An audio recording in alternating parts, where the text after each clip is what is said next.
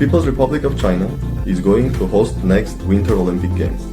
China's concept of Olympics is innovative, shared and honest. This is another evidence Chinese efforts to bring the world together.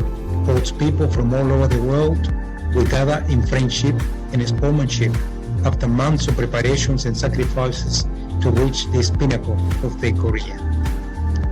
I wish all the athletes a rewarding time in Beijing, a city that will welcome everyone in peace and goodwill.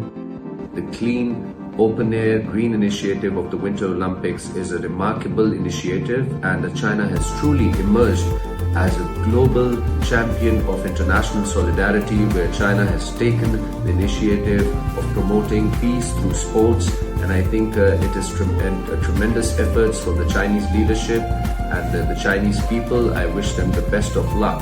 2022北京冬奥会一起胜未来。